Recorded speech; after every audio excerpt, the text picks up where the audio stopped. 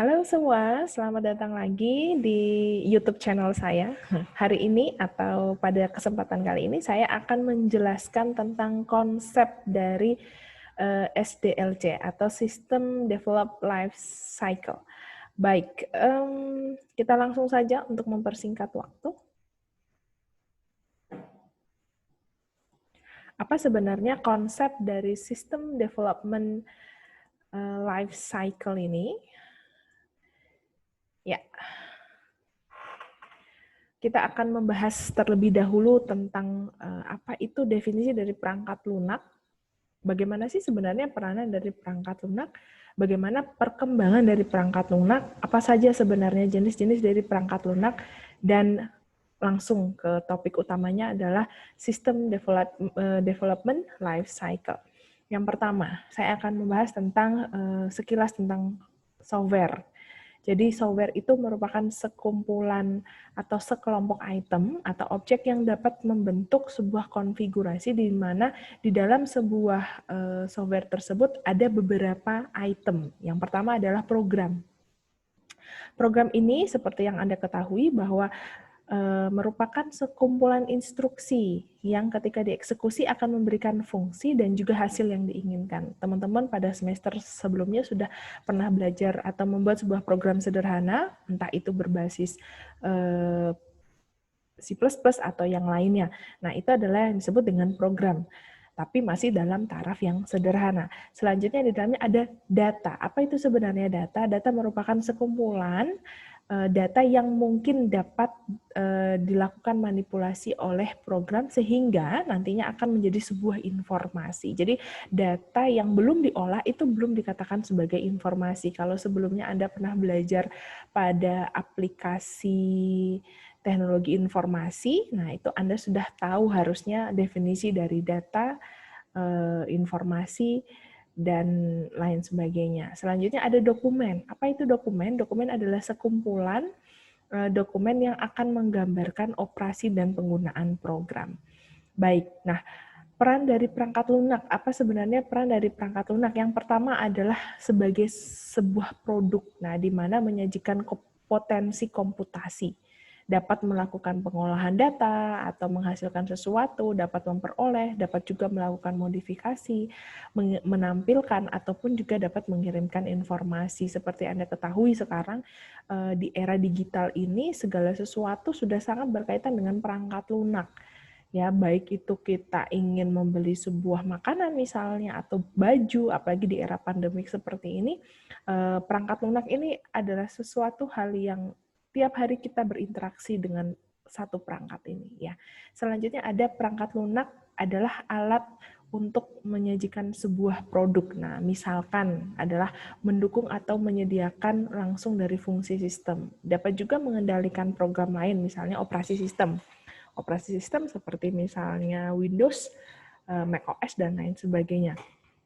Selanjutnya juga dapat mempengaruhi komunikasi, misalnya networking software. Nah, juga bisa dapat membantu dalam kehidupan kita, misalnya adalah software tools. Misalnya kita ingin membuat suatu video, kita butuh suatu aplikasi untuk mengedit video, misalnya seperti itu.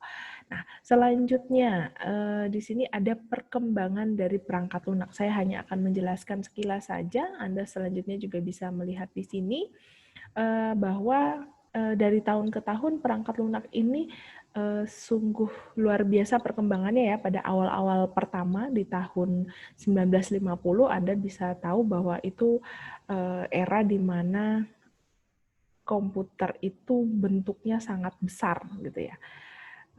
Dan juga masih sangat terbatas fungsionalitasnya. Itu ada batch orientasi, ada limited distribusi, ada customer software. Nah, itu pada awal-awal pertama. Selanjutnya pada tahun atau era kedua itu sudah fungsionalitasnya meningkat lagi, bisa seperti multi-user, bisa bersifat real-time, ataupun juga dia dapat menyimpan data, atau dia bersifat database seperti itu. Pada era ketiga ini kalau kita bisa melihat di sini yaitu sekitar tahun 980 sampai dengan mendekati 90-an, itu di mana sebuah perangkat lunak itu bisa melakukan distributed system, Bahkan ada embedded intelligence. Nah, kalau sekarang sudah mulai meningkat lagi, bukan hanya embedded intelligence, terus ada low cost hardware dan juga consumer impact.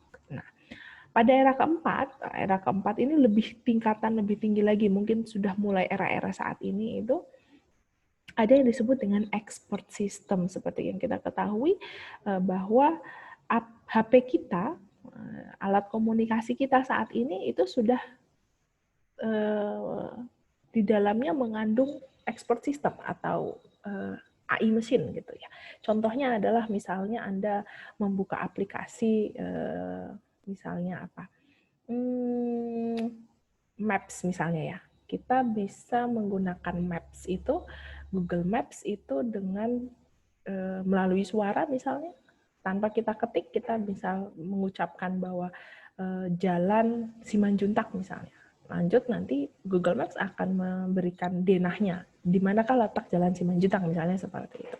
Atau expert system lainnya di dalam aplikasi mobile, contohnya adalah mungkin di Apple ya, ada yang disebut dengan Siri. Nah, Siri dapat membantu kita atau menjadi asisten pribadi kita untuk melakukan segala hal yang berkaitan dengan perangkat Apple misalnya seperti itu. Itu di dalamnya sudah ada expert system. Nah, ini tadi untuk tahun pertama batch orientasi, bahwa pada awal-awal pertama perkembangan perangkat lunak itu hanya sebatas untuk melakukan interaktif proses. Nah, ini masih sangat terbatas gitu. Terus ada lagi juga disebut dengan limited distribusi, yaitu penyebaran software yang sangat terbatas hanya pada perusahaan-perusahaan tertentu, bukan seperti sekarang ini.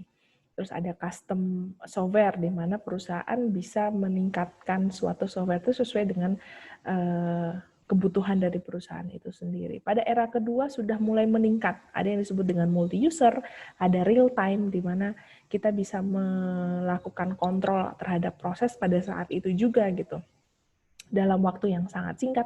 Selanjutnya data-data tersebut bisa disimpan di dalam sebuah database. Dan selanjutnya ada produk software, di mana software yang dikembangkan untuk dijual ke masyarakat luas. Nah, pada era ketiga, kita bisa melihat bahwa perangkat lunak lebih tinggi lagi fungsionalitasnya, di mana di situ yang ingin saya garis bawahi adalah ada embedded intelligence, di mana suatu produk diberikan tambahan kecerdasan buatan yang dimana bisa mengontrol dari suatu software itu sendiri. Misalnya contoh adalah automobil, di mana kalau Anda mungkin bisa googling di YouTube, sekarang berkembang automobil ya. Jadi mobil itu bisa berjalan dengan sendiri tanpa ada orang di dalamnya, karena bisa dikendalikan dari jarak jauh, misalnya seperti itu.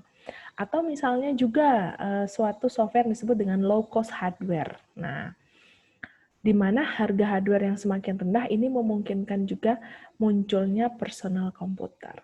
Nah, seperti itu pada era ketiga. Nah, era keempat itu adalah masa-masa saat ini, di mana suatu aplikasi ataupun sistem ataupun perangkat lunak itu di dalamnya sudah dikandung atau sudah terkandung expert system. Apa itu expert system? Expert system itu adalah suatu penerapan artificial intelligence. Ini mungkin Anda akan belajar pada semester berikutnya, pada semester 5 atau 6, nanti ketika Anda mengambil fokus terkait sistem cerdas, nanti akan belajar lebih lanjut tentang AI. Selanjutnya ada AI machine, yaitu di mana mesin ini akan meniru tentang kinerja dari seorang manusia atau otak manusia yang akan coba diterapkan ke dalam sistem. Selanjutnya ada paralel arsitektur.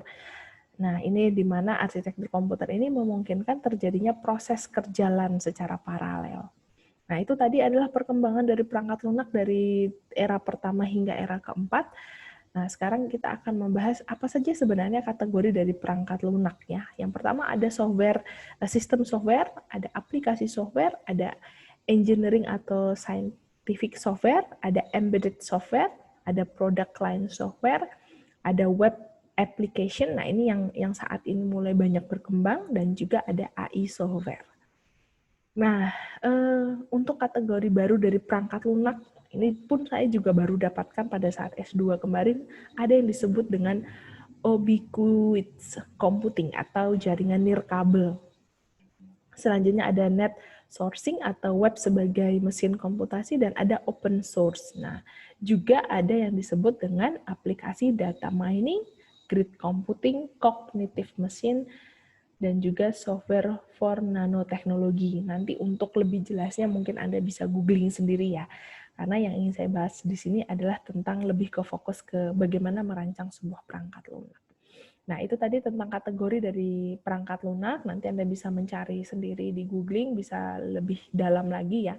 Apa sih sebenarnya arti dari istilah-istilah ini? Nah, saya ingin masuk ke bagaimana melakukan perancangan perangkat lunak. Ada yang disebut dengan System Development Life Cycle. Dalam materi teknologi berbasis objek, kita akan membangun sebuah perangkat lunak yang basisnya adalah berorientasi kepada objek. Nah, saya ingin menjelaskan dulu bagaimana sebenarnya tahap-tahap dalam membangun sebuah software. Ada yang disebut dengan System Development Life Cycle, merupakan suatu metode dalam pengembangan sistem yang terkenal atau yang biasanya umum digunakan dalam membangun sebuah software. SDLC, saya singkatnya sebagai SDLC. Ini juga disebut sebagai waterfall method. Nah, di mana SDLC ini terbagi atas 5 fase. Yang pertama ada project planning. Selanjutnya ada analisis, ada desain, implementasi, dan juga support. Nanti kita akan membahas setiap tahapannya ini. Tiga aktivitas utama dalam sistem development life cycle. Yang pertama adalah melakukan analisa atau memahami kebutuhan bisnisnya. Nanti ketika Anda membuat suatu software, Anda harus tahu dulu apa sih sebenarnya yang harus dibuat, apa yang harus dilakukan, dan bagaimana menyelesaikan permasalahan itu. Gitu. Selanjutnya ada desain, adalah membuat konsep atau solusi dari sistem berbasis komputer. Selanjutnya ada implementasi. Kalau tadi sudah dianalisa, didesain, baru bisa diimplementasikan. Jadi tidak bisa langsung kita membuat suatu program tanpa kita melakukan analisis dan juga desain. Kalau dua fungsi yang lainnya, yaitu perencanaan proyek dan support, itu disebut dengan fase tambahan. Tetapi krusialnya adalah 3 tadi, analisa, desain, dan implementasi. Nah, pada fase perencanaan, apa yang dilakukan pada fase ini? Fase ini adalah kita harus mendefinisikan dulu masalahnya apa. Apa sebenarnya masalah sehingga kita membuat program tersebut. Nah, itu harus diidentifikasi dulu. Selanjutnya mengkonfirmasi kelayakan dari proyek, dan kita membuat jadwalnya. Apa gunanya jadwal proyek ini? Supaya kita bisa mengetahui proyek ini bisa dimulai kapan dan bisa selesai kapan. Tahap-tahapnya seperti apa, harus dijadwal dengan rapi. Selanjutnya dapat menentukan staff, orang-orang mana saja yang bisa terlibat dalam proyek ini, misalnya seperti itu. Selanjutnya baru kita bisa melakukan proses pengembangan proyek. Itu yang disebut dengan fase perencanaan. Selanjutnya, fase analisa atau analisis. Ini adalah fase di mana kita harus melakukan pengumpulan informasi dulu. Jadi kita membuat suatu program tidak bisa tiba-tiba langsung terbuat. Kita tahu dulu datanya apa. Dari data kita olah menjadi sebuah informasi. Selanjutnya, mendefinisikan kebutuhan-kebutuhan sistem. Terus juga membangun prototipenya. Nanti pada saat semester 5 atau 6 Anda akan belajar, atau mungkin sekarang saya kurang tahu, ada yang disebut dengan desain interface atau interaksi manusia dan komputer. Itu akan belajar lebih jauh tentang prototype. Nah, selanjutnya ada menentukan prioritas kebutuhan sistem. Apa saja yang dibutuhkan oleh sistem.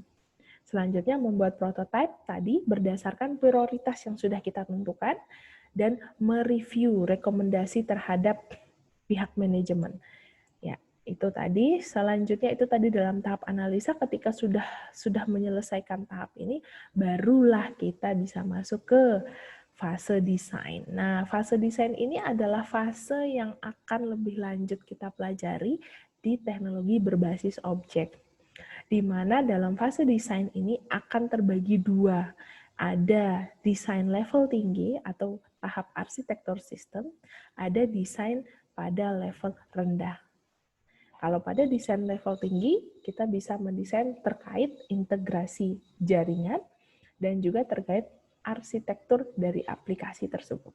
Kalau pada level rendah, contohnya adalah desain user interface, sistem interface, integrasi dari database-nya seperti apa, prototipenya seperti apa, desain dan juga integrasi pengawasan sistemnya seperti apa. Itu disebut dengan fase desain.